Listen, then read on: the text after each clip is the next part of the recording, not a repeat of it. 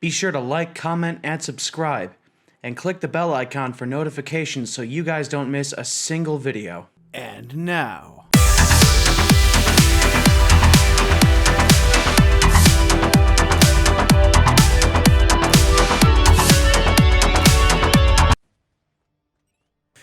Welcome back, dudes and dudettes, to ImTheDude Games. My name's ImTheDude5, and today we are going to be doing my review of Marvel's Avengers, at least as far as what I've experienced so far in the game, largely through the campaign, as well as some off-screen gameplay that I've experienced, grinding my characters up to the max level and max power level through side missions, various post-game content, and Warzone, stuff like that. So let's dive right in. This is the first time that I have personally seen an Avengers game like this since the days of Marvel Ultimate Alliance and Ultimate Alliance 2 for the PS3. Marvel Ultimate Alliance games had a very well thought out, well developed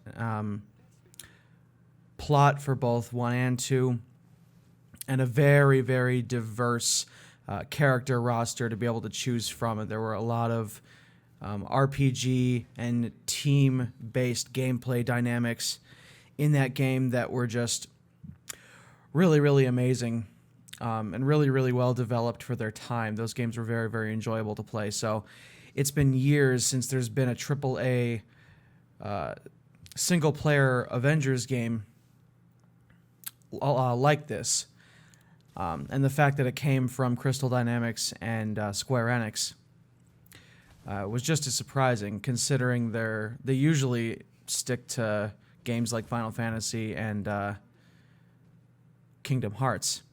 Not to mention the fact that this is also kind of the first time that I've noticed, not including mobile games or online social media type games, that this is the first time that there's been a AAA Avengers game that's also a looter combat style of game.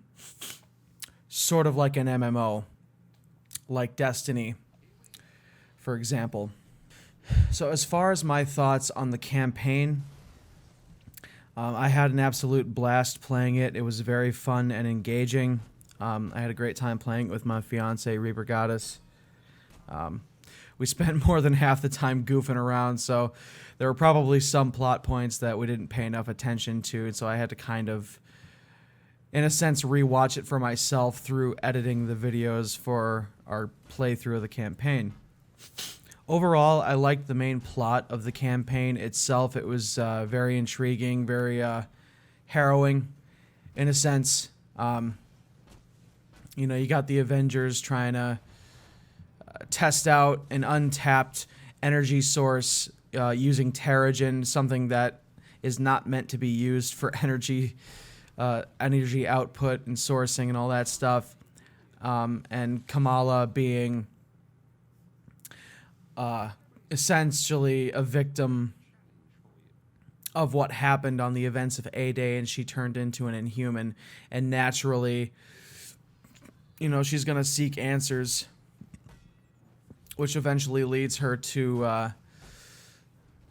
seeking out, essentially, unbeknownst to her, the Avengers, and kind of, through the events of the game, ends up reassembling the Avengers to kind of figure out, what the heck's going on, what happened to her, what really happened on the events of A-Day, and essentially reassembling the Avengers to take on AIM, instead of sitting on the sidelines and doing nothing and letting them take over. I'm not going to go into all the plot details as much as I want to.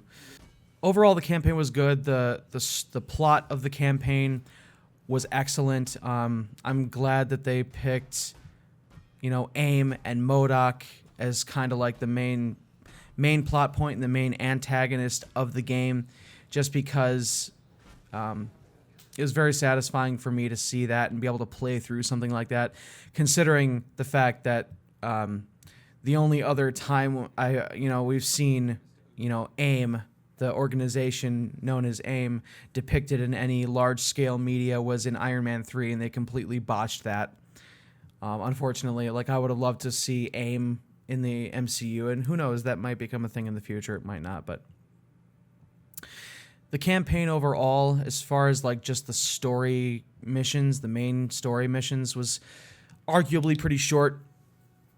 At the same, that being said, I'm used to that kind of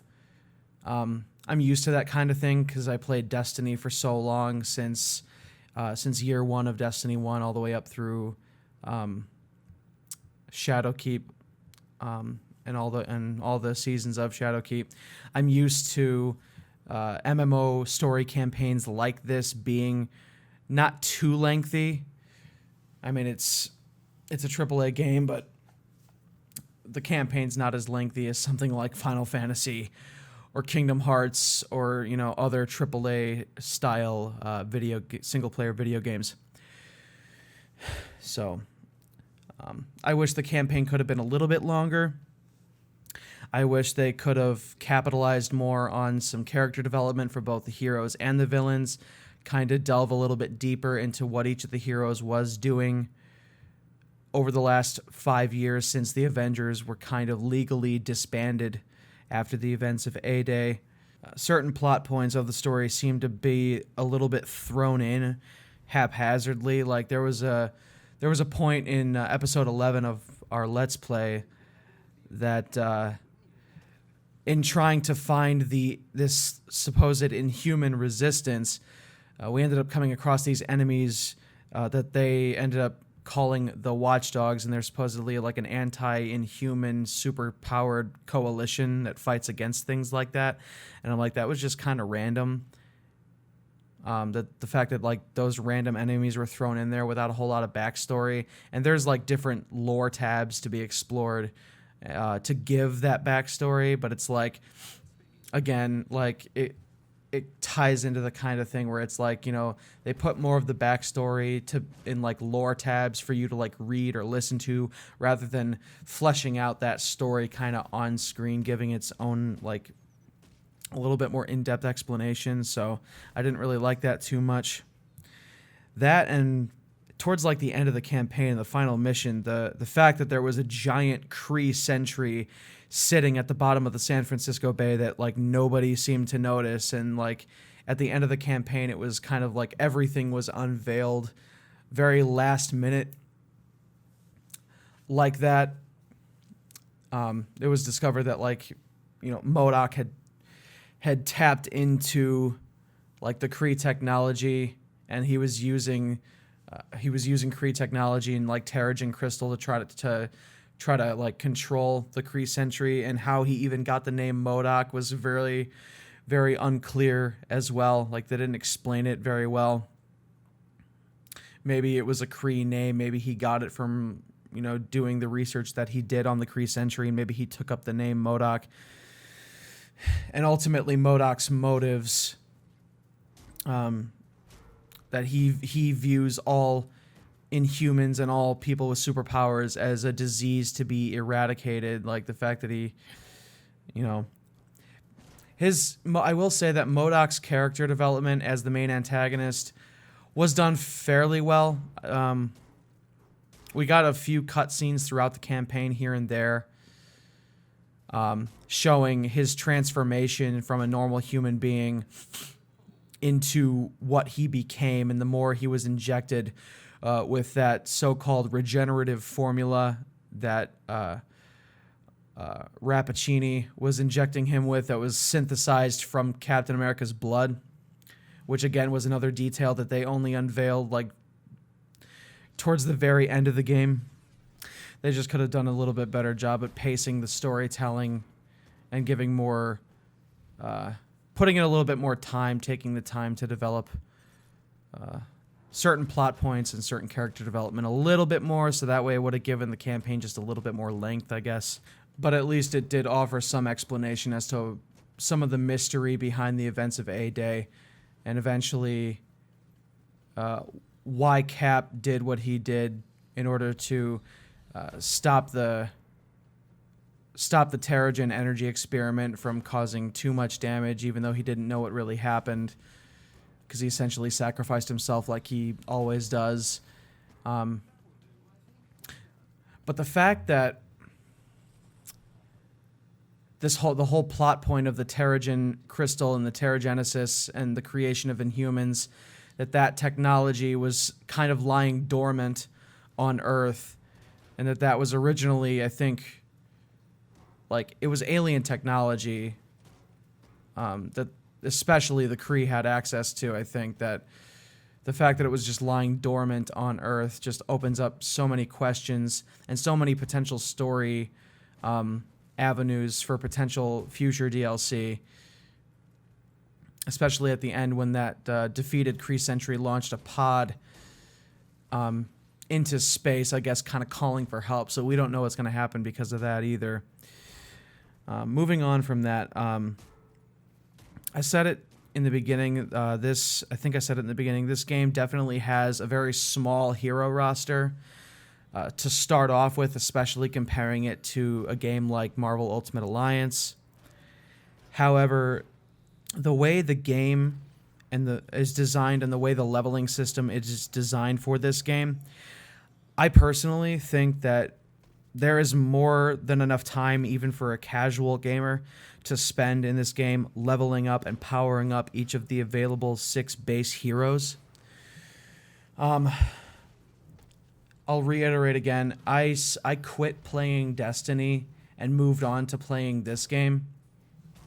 So I definitely have a lot of fair comparisons to make in regards to Destiny and Marvel's Avengers, because this game is definitely designed very similarly as far as the loot RPG and the RNG aspects of it. When it comes to the loot, I think this game is vastly improved in that regard. You level up you're able to level up your character to the max character level very quickly. Each hero has their own unique movesets and skill trees that tie into their specific skill sets, and each character is different from the last, and each character is new and fun and different to play with. You know, if you're not playing as each and every one of the characters, at some point you're really missing out on the whole experience of this game. You know, I'm trying to keep as much bias out of this as possible, but it's kind of hard for me to do that when I am such a huge Marvel fan. And considering that I've had as difficult of a time as I have with Destiny 2 mainly, moving on to this game, I'd say there are definitely some core elements of the character design, the leveling design, and the looting aspects of this game that are vastly improved over a game like Destiny, in my opinion.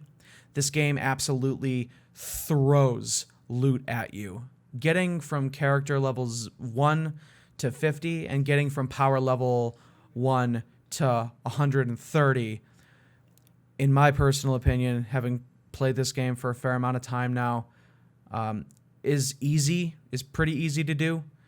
The challenge after that becomes getting specific gear with specific stat rolls on it to drop from different endgame activities, trying to get more epic and legendary gear to drop once you've reached the soft cap of 130, and then making sure you have all the right materials and enough of the materials to boost all of the gear that you want to boost to power level 140, and then having enough materials to boost your major artifacts power all the way up to 10, which gives you the max power level of 150, and then grinding that out on all 6 available characters, not to mention, by the time I've uploaded this video to my channel, the Kate Bishop DLC will have already released on December 8th, earlier this month, which includes a new hero and a new story campaign expansion that continues where the end of the main campaign left off. So I'm greatly looking forward to playing that as well. I'll probably end up streaming it, most likely with Reaper Goddess. So I am greatly looking forward to that, but I've read so many news reports, so many articles about all of the all of the bugs and issues that this game has had since launch. This is the first time I've seen Square Enix and any associated studio with them try to launch and maintain a game like this. They're essentially taking aspects of MMORPGs like Destiny and Warframe and other things like that, and they're trying to make it a AAA game with people's favorite characters, and maintain that. And right now there currently aren't any PvP aspects of the game, and personally I think that's a good thing, because it's kind of hard for me to imagine how they would design and maintain any sort of PvP aspect, any PvP modes to this game, because it's so heavily PvE focused. And I think that's part of the reason why so many people are finding themselves bored with this game, because they're sick and tired of just they're sick and tired of fighting nothing but AI enemies with health bars. And I can understand why that would get boring to a lot of people. So, I don't know. I mean, if that just isn't your cup of tea, if that feels too repetitive, I get it. But at the same time, you know, the game is what it is, and there is endgame content that arguably, you know, I'm sure is pretty challenging. So when it comes to the endgame content, and the more and more that they introduce more future story content in the game and new characters to play as, I think for now, until Square Enix and everyone else that works with them on this game announces, you know, more content for this game, that's pretty much what we have to look forward to with this game. And again, as someone who came off of, you know, quitting playing Destiny for good and now playing a game that is similar to it, but also different in the fact that, you know, it is the kind of game that it is. It's heavily PvE focused. It doesn't feel like, I feel less pressure to try and grind through this game, just because I know that I will be far more rewarded for the time and effort I put into it than I would playing a game like Destiny, combined with the fact that it has some of my all-time favorite characters, and that playing with those characters and using those characters in combat is far more entertaining and far more satisfying, I might add. It's a Marvel Avengers power fantasy. That's the reason people play these games, is so that way they can play as a character that they ultimately feel great playing with, that, you know, they love playing with. They love the feel of it. They love the style of it, you know, that they like the aesthetic and all that stuff. And so for someone like me, I absolutely love this game. I loved playing it from the minute I started playing it. And there is much, much more to come. And so, you know, I am greatly looking forward to everything that this game has to offer, everything that the developers have to offer through this game. And I'm sure, from what I've seen, Square Enix, Crystal Dynamics, everyone is listening to the community, is listening to what they're saying, and are doing their best to, you know, fix any problems and addressing certain, you know, key issues, while at the same time making, you know, some of the best entertaining gameplay that they can offer us through what they've designed this game to be. I wish there weren't certain limitations, like one of the episodes of our Let's Play, I noticed that with characters that can fly, like Iron Man or Thor, there is a ceiling on how high you can fly, unfortunately. Like if you're flying through the city, like, I just want the ability to, like, fly over buildings, but there is a ceiling on how high you can fly, unfortunately, and I don't really like that. Because I played a lot of the Iron Man video games that they released for PS3 back in the day when the Iron Man movies were coming out, and they were making video games based on the movies. I played those Iron Man games, and there was absolutely no limit to how high you could fly or where you could fly. Like, it was just completely free roam, and I loved that. This game only offers so much free roam in each of the different PvE maps that it has to offer. As far as certain traversal with certain characters, I'm really only going to mention Hulk here because the traversal with all the other characters feels pretty good, but mainly with Hulk, with his traversal, it feels a little jarry, a little shaky at times, not to mention the fact that the bounding leap, like, you can only jump so high and so far with him. As far as traversal goes, I think Hulk kind of got the raw end of the deal. His traversal is not the best in this game. All the other characters, even Kamala, Miss Marvel, all she really does is run, but like, she's able to like run faster and cover more ground with just her sprinting and leaping and swinging from objects. Hulk runs very slow even while he's sprinting, and that bounding leap doesn't really help you travel very far. That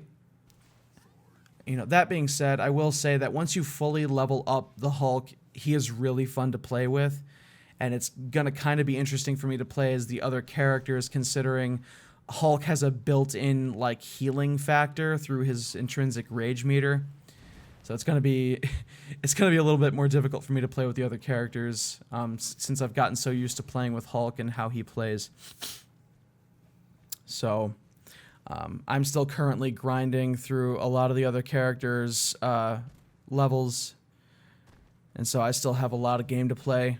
But when it comes to like the DLC content in the future, I'll definitely, most likely be doing streams on that just so I cover it. So, I don't know. This is a very different kind of game. It's Avengers, but it's an MMO, and there is matchmaking, so you can play with other players online. You can, once you get like certain custom gear pieces, you can create some pretty overpowered, insane builds, especially when it comes to like status effects. There are 6 status effects in the game. There's shock damage, there's plasma damage, there's cosmic, there is gamma, pim particle damage, frost damage. So it is pretty fun to play around with those different status effects and stuff like that.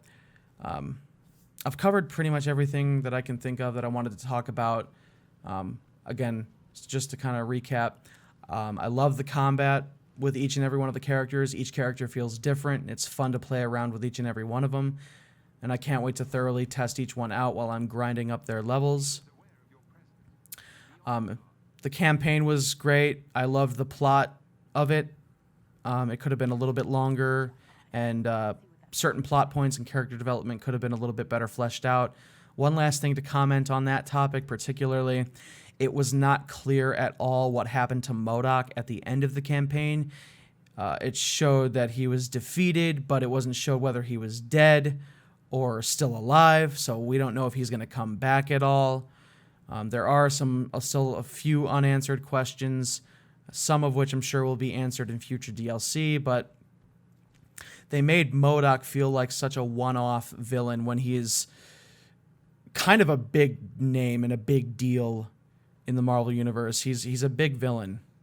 A lot of people may not like to think he is, but he really is. Like, he's like at the core and the heart of AIM, and he's the one that controls. He's that spider at the heart of that web, essentially.